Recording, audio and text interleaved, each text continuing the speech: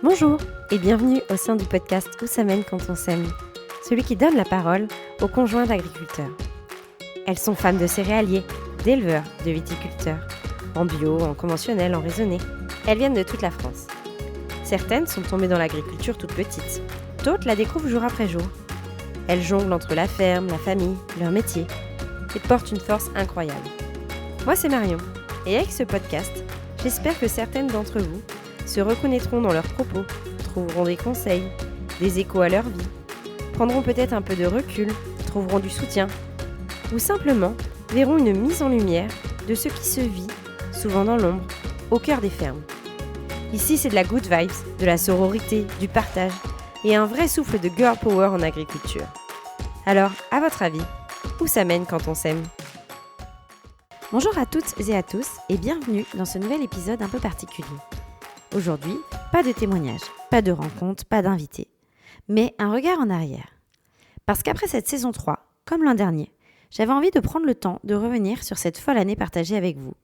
Parler de toutes ces femmes croisées au fil des épisodes, de leurs histoires, de leurs fermes ou celles de leurs conjoints, et évidemment de leurs doutes et leurs forces. Après plus de 50 interviews, j'ai découvert que derrière chaque exploitation agricole, il y a des équilibres fragiles, des sacrifices invisibles, des couples qui essaient de tenir, des femmes qui cherchent leur place et énormément d'amour pour cette vie-là.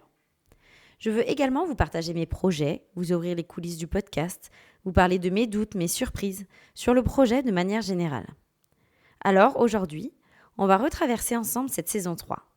Parler des profils de femmes rencontrées, des exploitations découvertes, des grands thèmes qui ont traversé presque tous les épisodes. Parce qu'au-delà des parcours très différents, certains thèmes se sont retrouvés dans presque tous les épisodes. Le travail en couple, la transmission, l'équilibre entre vie professionnelle et personnelle, la place des femmes sur les exploitations, les changements de priorité, les adaptations des exploitations, les évolutions du monde agricole. Puis, on parlera des surprises, bonnes ou mauvaises, et des projets qui sont nés du podcast, comme le livre, la médiatisation, la communication, ainsi que la suite et d'autres perspectives. Pour commencer, on va parler des profils des femmes interviewées dans cette nouvelle saison. Cette saison, on a rencontré des femmes au parcours très varié. Certaines étaient agricultrices installées, d'autres travaillaient à l'extérieur tout en étant très impliquées dans la ferme familiale. Certaines étaient arrivées dans le monde agricole par leur conjoint, d'autres y avaient grandi depuis toujours. On a aussi découvert des femmes qui développent leurs propres projets, diversification, accueil à la ferme, vente directe, transformation, communication. Et ce qui était intéressant, c'est que chacune avait sa manière de vivre l'agriculture. Certaines parlent d'un métier passion, d'autres d'un équilibre à trouver. Certaines aiment profondément cette vie, tout en reconnaissant ses contraintes, mais toutes avaient un point commun, une vraie implication dans leur quotidien et dans leur projet de vie, et une grande fierté d'appartenir à ce monde-là. Cette saison nous a aussi fait découvrir des exploitations très différentes. Nous avons découvert la production de sapins de Noël, nous sommes allés dans les marais salants, nous avons découvert la culture de fleurs comestibles et médicinales, du maraîchage, de viticulteurs de l'AOP d'Alsace et des Côtes-du-Rhône. Nous sommes allés dans une ferme pédagogique, nous avons rencontré un apiculteur. J'aimerais beaucoup pour la prochaine saison découvrir encore d'autres cultures et élevages. J'aimerais beaucoup interviewer des femmes qui sont impliquées sur des fermes avec des cultures atypiques comme le safran, la vanille, la spiruline, ou des cultures oubliées qui revoient le jour comme l'épeautre, le sarrasin, le quinoa. J'aimerais également découvrir des élevages innovants comme des insectes, des animaux exotiques ou tout simplement des ostréiculteurs. Nous avons rencontré cette année des exploitations qui cherchent un peu plus à se diversifier, créer plus de liens avec les consommateurs, développer de nouveaux revenus ou adapter leur organisation familiale et professionnelle. On sent dans beaucoup de témoignages une volonté de faire évoluer les modèles agricoles tout en gardant un grand attachement aux métiers, aux traditions et aux territoires. En quelques chiffres, les 22 nouvelles femmes qui ont témoigné cette année sont âgées de 27 à 61 ans, pour une moyenne de 33 ans. J'ai eu la chance cette année d'interviewer la maman d'une femme d'agriculteur qui avait témoigné elle-même dans la saison précédente. C'était très intéressant d'avoir un regard croisé sur cette histoire familiale et du recul sur 30 ans de vie partagée avec un éleveur. Parmi ces femmes, 62% ne viennent pas du milieu agricole et 73% d'entre elles ne travaillent pas sur l'exploitation. Avec l'évolution de l'agriculture, c'est un profil que nous retrouvons dans de plus en plus de fermes. Donc je trouve ça plutôt pertinent et intéressant de discuter de choix de vie professionnelle, de carrière, de barrières géographiques. Elles sont en grande majorité, à savoir 71% mamans, avec 1, 2, 3 enfants. La moitié des femmes sont mariées, et j'ai même terminé cette saison avec un hors-série un peu particulier, d'une femme divorcée d'un agriculteur qui s'installe après coup sur son exploitation en tant qu'associé. Un témoignage totalement atypique. Cette saison 3 a permis d'étendre encore plus ma carte de France des interviewés. J'ai discuté avec des femmes de nouvelles régions comme le PACA et quelques régions où j'avais peu d'interviewés, comme l'Occitanie. Je n'ai volontairement pas sélectionné cette année de femmes des Hauts-de-France car je souhaite faire une saison en direct des fermes dans ma région en allant directement à leur rencontre. J'aimerais beaucoup l'an prochain avoir des femmes d'Île-de-France, de Corse et des Dom-Tom. Si jamais vous m'écoutez, n'hésitez pas. Pour moi, la richesse de ce podcast vient de la diversité des profils des femmes et des fermes de leurs conjoints. J'ai découvert tellement de choses en me plongeant dans vos quotidiens. En conclusion, dans cette nouvelle saison, j'ai rencontré des femmes très différentes. Certaines très jeunes qui se projetaient, d'autres un peu plus âgées, avec un peu plus de recul et d'expérience. Certaines travaillent sur la ferme, sont agricultrices ou développent un projet de diversification agricole sur la ferme, et d'autres exercent un métier à côté. Leurs conjoints sont éleveurs, céréaliers, maraîchers. Certaines exploitations sont en bio, d'autres en conventionnel. Mais tous les discours sont autant riches les uns que les autres. Parlons maintenant des propos échangés et des thèmes qui reviennent au fur et à mesure des épisodes. Cette saison a beaucoup abordé la place de la femme dans le monde agricole. Certaines invitées géraient directement leurs exploitations, avec ou sans leur conjoint. D'autres participaient davantage à l'organisation, à l'administratif, à la communication ou à certaines périodes de travail sur la ferme. Plusieurs femmes évoquaient aussi l'envie d'avoir une activité ou un projet personnel à côté de l'exploitation familiale. Et ce qui ressortait souvent, c'est la diversité des rôles occupés au quotidien. Les parcours étaient très différents, mais chacun montrait une agriculture plus plurielle qu'on ne l'imagine parfois. La question de l'équilibre familial a également traversé beaucoup d'épisodes. Organisation avec les enfants, charge de travail, rythme des saisons, disponibilité limitée pendant certaines périodes. Beaucoup d'invités parlaient d'adaptation permanente. Certaines racontaient avoir grandi dans ce rythme et le vivent naturellement. D'autres expliquaient avoir dû apprendre à composer avec ce nouveau fonctionnement. Mais toutes montraient à quel point l'agriculture influence le quotidien familial. Autre élément marquant de cette saison, l'importance grandissante de la communication. Réseaux sociaux, accueil à la ferme, partage du quotidien, pédagogie. Beaucoup de femmes rencontrées jouent aujourd'hui un rôle important dans le lien entre l'agriculture et le grand public. Certaines expliquaient vouloir montrer la réalité de leur métier. D'autres avaient envie de recréer du dialogue ou de valoriser leur territoire. Et cela montre aussi une évolution du monde agricole, plus ouvert, plus connecté et souvent porté par des profils très polyvalents. Finalement, cette saison 3 raconte surtout des trajectoires de vie. Des femmes qui construisent leur place dans des exploitations parfois familiales, parfois récentes. Des couples qui organisent leur quotidien autour d'un métier prenant. Des projets agricoles qui évoluent avec leur époque. Elle montre aussi une agriculture diverse, loin d'un modèle unique. Mais pour mettre en lumière tous ces témoignages, la communication autour du podcast est primordiale, alors parlons-en. Cette saison, j'ai aussi mis un accent très important sur la communication. Pas uniquement pour annoncer les épisodes, mais surtout pour prolonger les discussions qu'ils faisaient naître. Très vite, je me suis rendu compte que certains sujets revenaient régulièrement dans les témoignages. La charge mentale, le travail en couple, la solitude parfois, les équilibres familiaux, le regard porté sur les conjointes, la place des femmes dans les fermes. Alors, j'ai eu envie de créer des contenus autour de ces thèmes-là, notamment à travers des carousels sur Instagram, qui ont pris une place importante dans cette saison. Des publications pensées pour mettre des mots sur des situations vécues par beaucoup de femmes du milieu agricole. Et ce qui m'a le plus marqué, ce sont les réactions, les messages reçus, les commentaires, les partages, les discussions qui se créent sous les publications. Beaucoup de femmes me disent « Je me reconnais ».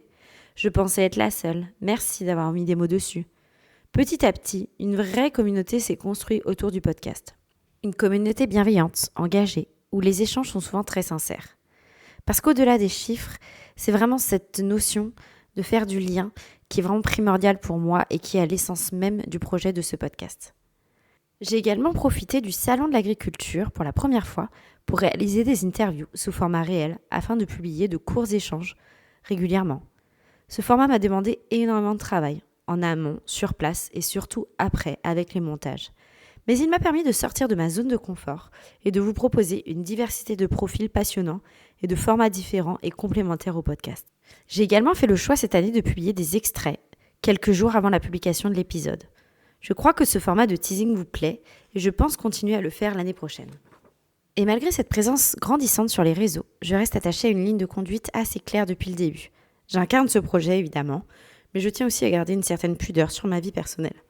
L'objectif n'a jamais été de raconter ma vie, mais plutôt de transmettre la parole, les réalités et les vécus de nombreuses femmes du milieu agricole. Je crois que c'est aussi ce qui permet aujourd'hui à beaucoup de personnes de se reconnaître dans ces contenus, parce qu'ils parlent d'expériences collectives avant de parler d'une seule personne. Cette saison a également été rythmée par des surprises, des échecs, des leçons. Parlons un peu ensemble de ce que j'ai appris cette année. Cette saison a été remplie de surprises, de très belles, et puis certaines un peu plus difficiles. Il y a eu quelques rencontres coup de cœur, des femmes avec lesquelles le feeling est passé immédiatement, des personnalités dans lesquelles je me suis parfois reconnue, des parcours qui faisaient écho à certaines réflexions ou façons de voir les choses. Parfois, on se dit presque qu'il y a des signes, ou au moins des rencontres qui arrivent au bon moment. C'est probablement l'une des choses les plus fortes que ce podcast m'apporte, ces échanges très sincères qui dépassent souvent le simple cadre d'une interview. Mais cette saison m'a aussi confrontée pour la première fois à une vraie déception et à une incompréhension avec une interviewée, plusieurs semaines après son épisode. Et même si cela fait partie des relations humaines et des projets qui prennent de l'ampleur, ça m'a forcément un peu marquée, parce que j'investis énormément humainement dans chaque échange.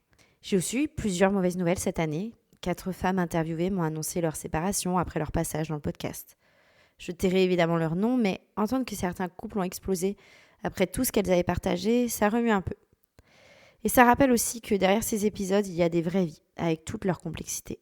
Mais heureusement, cette saison a aussi apporté beaucoup de jolies nouvelles. Des annonces de grossesse, des bébés dans tous les sens. Et ça, honnêtement, c'est toujours un immense bonheur. Depuis les débuts du podcast, voir certaines familles s'agrandir, suivre des évolutions de vie, recevoir des photos, ça fait partie des choses les plus touchantes. Et puis cette année, j'ai reçu aussi beaucoup de messages d'agriculteurs eux-mêmes. Des hommes qui écoutent le podcast, qui se reconnaissent dans certains sujets, ou qui me remercient simplement de mettre en lumière certains équilibres de vie, dont on parle finalement assez peu. Et ça m'a particulièrement fait plaisir. Que même si ce podcast donne majoritairement la parole aux femmes, l'objectif n'a jamais été d'opposer qui que ce soit, au contraire. Il s'agit surtout de mieux comprendre les réalités vécues de chaque côté. Vous l'aurez compris, cette année a été rythmée par de nombreux projets au-delà du podcast. Cette saison 3 a été marquée par de nombreux relais autour du podcast. À partir de l'automne 2025, plusieurs médias ont commencé à s'intéresser à mon projet. Radio Campus Amiens, le Courrier Picard, Les Nouvelles, Ternet, le journal de Ham, Ici Officiel, France 3 Hauts-de-France ou encore l'Action Agricole Picarde et prochainement la France Agricole.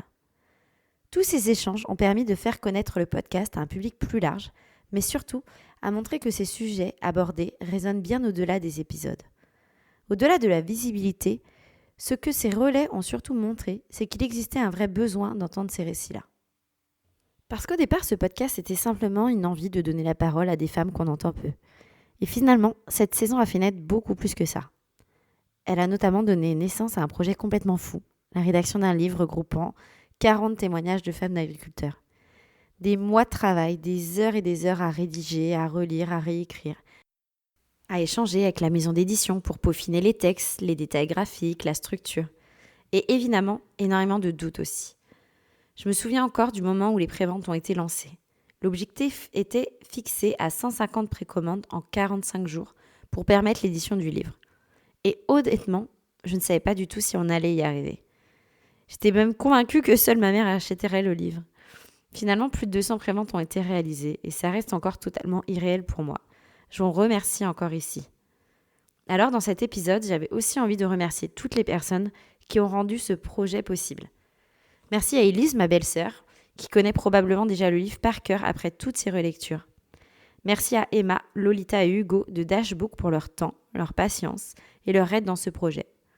Merci à toutes les femmes présentes dans le livre avec qui j'ai échangé sur les textes, la couverture, le graphisme, les détails.